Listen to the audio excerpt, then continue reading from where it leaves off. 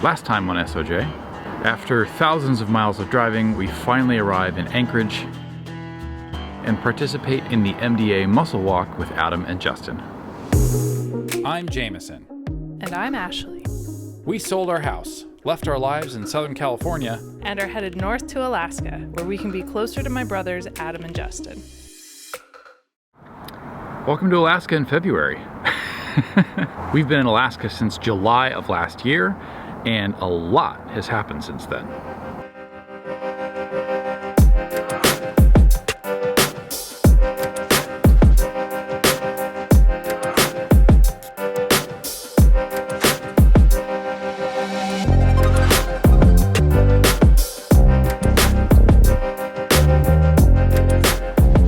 Been in Alaska for about a month now and just starting to kind of get in the flow, get used to things. Things have been crazy.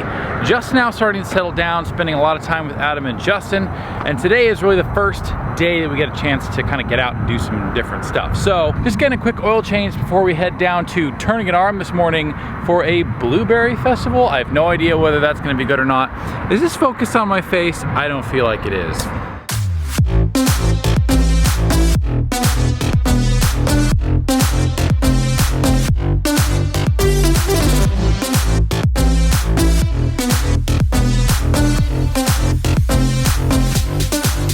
Definitely got the truck back, which is how we got here. We just had nachos, and I obviously have the wife. So we accomplished those three things. We're at the Blueberry Festival here in Alyeska, which is normally a ski resort, but obviously there's no snow right now. And we've been walking and on lifts and walking through parking lots, through restaurants. We just came over the ridge. And we have located what appears to be a small civilization down there.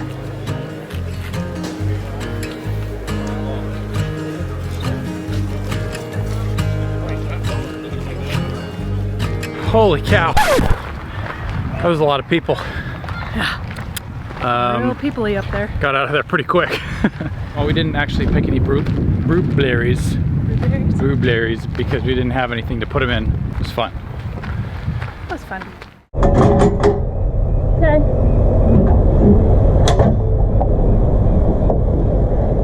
So at this point, we'd moved our home to its semi-permanent pre-winter location in the heart of Anchorage called Ship Creek. This spot was great because of its proximity to the family, but was less than great because I'm pretty sure it's the closest camping spot to the mainline train tracks in all of Alaska.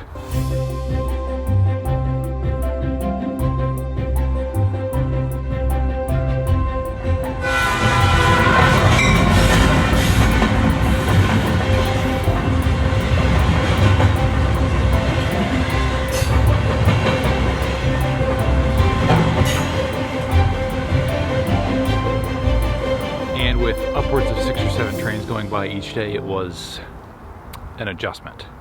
Not to mention at the time we were also surrounded by fires. I don't think we're in any danger. I think we're probably safe, but it is really smoky out here. So we're gonna head up to the family's house up on the hill because it's probably a little bit above this. A little more than halfway there, and it really just looks like the smoke is getting worse. This sucks. We drove through smoke on the way here. There's smoke again now. But we'll get there, we'll get inside. They have air filters. We'll make it work. So as it turns out, the fires wouldn't actually be the only hazard to our health that month. We woke up not soon after to some uninvited guests in our kitchen. This morning, we woke up and we were about to just kind of have some breakfast and keep doing work. And that may or may not be a mimosa. I was gonna leave that part out. Ashley noticed something dangling from the ceiling. What are they? Oh! So there's a bunch of little worm things hanging from little threads down from the ceiling. So here's one right here, dropping down. There's another one right there. They're everywhere. Yeah, so you can kind of see their silky things that they've all dropped down from right there.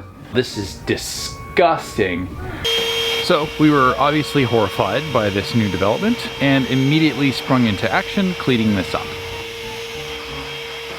After some research, it turns out that these were likely just the result of a moth flying into the RV at some point and laying some eggs up there. Still kind of gross, but not nearly as bad as the other nightmarish possibilities we were imagining.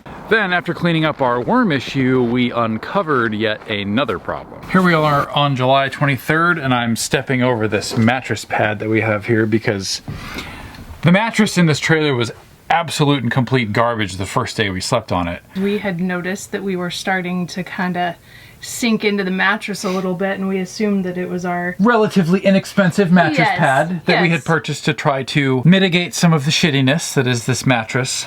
But when we took the mattress, well, when Ashley took the mattress pad off, we discovered the true culprit. That is gnarly.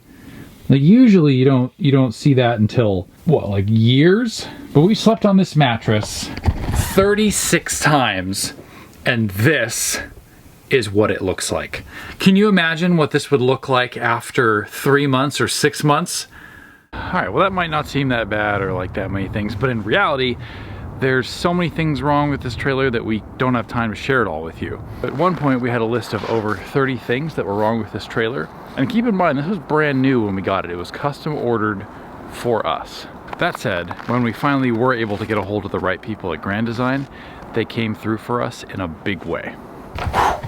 Good morning. It is day number 50. Get back in the light here. It's day number 50. 50 days that we've been in this trailer now, which is crazy to think about. But that's not why today is important. Today is a very special day because the guy from Grand Design is here right now. That's right, he flew all the way out from Indiana straight to Anchorage, Alaska to fix all of this stuff that's going on with our trailer.